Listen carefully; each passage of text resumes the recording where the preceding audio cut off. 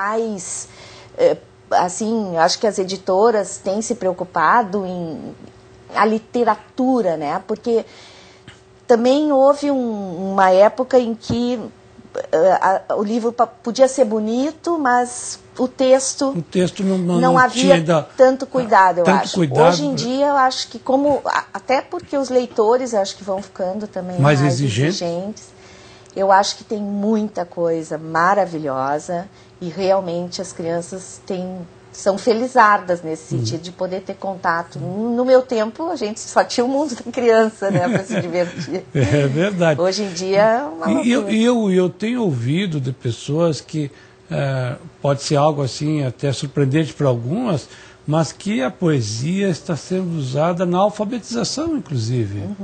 Que não sei se estamos retomando ou resgatando um pouco daquele prazer da oralidade da palavra, da fonética, vamos dizer assim, da melodia, da linguagem, que ajuda isso na alfabetização.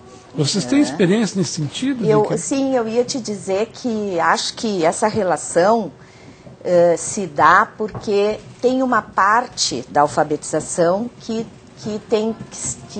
em que se trabalha a questão dessas distinção de sons, né, que tem a ver com a discriminação fonológica, vamos dizer. Sim, que se chama técnico.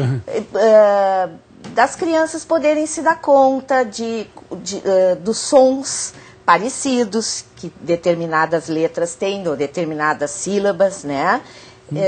E a poesia com a questão das rimas, das aliterações, dos diferentes recursos e de sons que a poesia usa, ela favorece esse tipo de trabalho sem ser uma coisa técnica, porque obviamente sim. Eu estou usando esse termo técnico, mas as crianças a gente não fica trabalhando. Claro. Elas trabalham só se dando conta das palavras, dos sons das palavras, brincando com isso.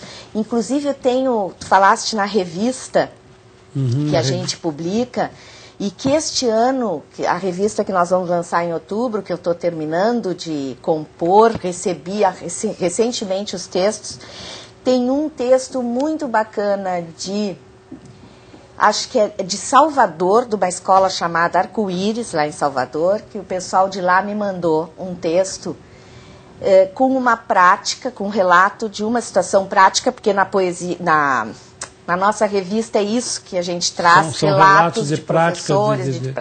de práticas pedagógicas. Isso. Cada vez é um assunto. Essa vez vai ser escrita. Nós já tivemos revista de leitura, de artes, de matemática, ortografia, N assuntos. Essa vez na escrita, essa moça então relata um trabalho de poesia, fazendo essas relações. O que inclusive é numa sala de educação infantil, tá? Em que ela já começa brincando com as palavras dos poemas, começa a fazer um trabalho nesse sentido das distinções fonológicas que as crianças podem começar a fazer, que de alguma forma isso ajuda bastante. Vai preparando já no processo de alfabetização. Com certeza. Chama consciência fonológica. Termo técnico, assim, que a criança vai fazendo. Para ela, o importante é brincar com as palavras. Isso aí. Juntar palavras parecidas que ela ouve no poema, né? Tem muito bacana o trabalho. Bom, isso também é de uns anos para cá, a valorização da leitura pela escola é um processo extraordinário. Hoje existem vários projetos de leitura, projetos institucionais, mas a escola continua ainda sendo, né, ao menos no nível da literatura infantil e juvenil, aquela instituição, aquele âmbito em que se dá essa iniciação à leitura. E eu quero chamar novamente a atenção que um dos aspectos, que é o aspecto, acho, fundamental do teu livro, que é uma proposta para a formação de leitores de literatura. Porque, claro que a escola vai formar leitores para ler os cartazes, ler os jornais, ler isso, mas a literatura ainda é importantíssima na formação do ser humano, do desenvolvimento do ser humano. Que isso é que é importante. Né? Agora, Dilan, tu fala isso, e eu também acho, de que a escola tem esse movimento de valorização, e uma das coisas que a gente, desde o início da escola, pensou e vem tentando fazer é que este discurso, ele seja de fato uma prática diária da escola. Porque eu acho que não vai existir um professor que tu entreviste, que tu converse, e que ele vá dizer que ele não gostaria de desenvolver o gosto pela leitura nos seus alunos. Todos vão dizer isso. Todos vão dizer isso. Só que daí a desenvolver de fato um trabalho que chegue a atingir este objetivo, vai uma certa distância, não por incompetência ou por nada, mas às vezes por falta de oportunidade e inclusive de estrutura de escola que permita um trabalho realmente diferenciado, consistente, diário, sistematizado com a leitura, que é o que a gente tenta fazer. Então, por exemplo, essas diferentes modalidades que eu estou te falando. A biblioteca é um lugar lá na escola frequentado diariamente por todas as turmas. Todas as turmas têm um momento na biblioteca de 20 a 30 minutos. Sabe o que eles fazem nesse momento? Todos os dias leem livremente. Eles vão às estantes, eles escolhem o que querem ler, eles sentam, leem. Pode ler em dupla, pode ler individual, pode ler com a professora. Claro que a professora está ali intervindo, se vê que um está lá só andando em círculo, não escolhe, ela dá um tempo, deixa ele tentar, oferece, lê junto e assim vai construindo essa história de leitor. Tem a leitura socializada, que é uma leitura feita diariamente também pela professora para os alunos. Então, mesmo lá o do infantil ou da primeira série, que ainda não tem uma fluência na leitura, né, de ele ler sozinho, até os da quinta série, da quarta, a professora lê para eles todos os dias, em capítulos. Então, é um momento que se cria 10 minutos, 15 minutos, às vezes ou no início do turno, ou no fim do turno, ou depois do lanche.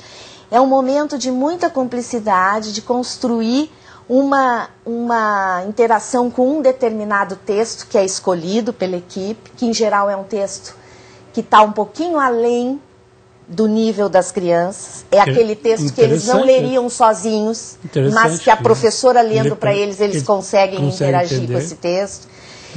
Então, tem a unidade de leitura, que é esse exemplo que nós demos do autor, mas que pode ser o trabalho com poesia, o trabalho com fábula, que cada série tem uma unidade de leitura por trimestre diferente, escolhido um determinado tipo de texto, tá? E que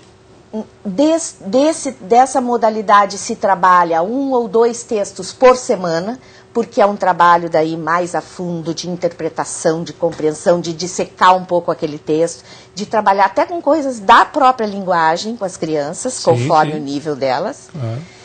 E ainda a leitura individualizada, que é uma leitura que aí sim tem que ter muito cuidado para escolher, no sentido de ser um livro que a criança consiga ler sozinha. Então ela ou adquire esse livro, se é numa realidade que há condições para isso, se não, pode ser retirado um livro da biblioteca da escola, ela leva para casa e ela tem um prazo, lá na escola em geral é 1 mês e pouco, a gente tem 6 leituras por ano desse tipo, tá? Ela leva para casa, lê e na volta se faz um seminário de leitura, né? Então, nesse sentido, é aquele mergulho que eu estava te falando, é a diferença do discurso. Tá, eu quero formar leitores, tá, mas só querer não adianta, tem que fazer um trabalho assim, regular, sistemático, permanente, continuado. Isto, com objetivos muito claros, né? Porque senão realmente se perde a boa vontade. Se perde, é verdade. A boa vontade, o entusiasmo se perde sem organização. É isso aí. E nós podemos dizer, então, que este teu livro é um referencial importante para escolas, para educadores que queiram fazer isso. Eu sou suspeita para dizer. Até porque eu ajudei a construir essa proposta, eu acredito muito nela, né? Mas aqui, quem quiser justamente ter uma referência, ter uma consulta, ter maneira... Inclusive listas e listas de livros que a NET... que me ajudou a fazer, né, de indicações dentro dessas unidades de leitura, está muito bacana assim para o professor consultar e trabalhar junto. Certamente. Eu acho que é um auxiliar muito importante. Acho que é. É preciso alimentar a imaginação de nossos alunos, compartilhar leituras com eles e oferecer-lhes experiências de fruição para que descubram os encantos da literatura como uma forma de arte que possibilita conhecerem melhor a si mesmos, ao mundo e aos que os cercam, para que se tornem pessoas mais sensíveis, mais críticas e mais criativas, portanto, mais felizes. Nós estamos encerrando nosso programa, Beth, vai rápido. Gilã, deixa eu só mostra a capa, que é da Cristina, uma capa que ficou linda, da Biasetto. Sim, estamos mostrando para o nosso telespectador. Pode ser encontrado em qualquer livraria de boa qualidade, mas também através do site da Editora Projeto. Isso. Que é www.editoraprojeto.com.br. Pode procurar, a Editora Projeto tem um site muito bonito, pode localizar, pode solicitar, mas também para o seu livreiro. Vai lá e peça para o livreiro que ele pode localizar esse livro. Leitura nas séries iniciais de Elizabeth Baldi, uma edição da Editora Projeto. Obrigado, Beth, pela tua presença, pela tua participação. Esse assunto é muito grande, vasto, é pouco tempo para a gente conversar, mas acho que já deixamos alguns bem interessados e curiosos em conhecer teu livro. Para ir buscar uma fonte de informação e de referência para o seu trabalho na formação de leitores de literatura. Isso. E a você também, nosso caro telespectador, que nos acompanha no nosso programa semanal, Autores e Livros, o nosso obrigado. Continue conosco até a próxima semana em um próximo Autores e Livros. Obrigado.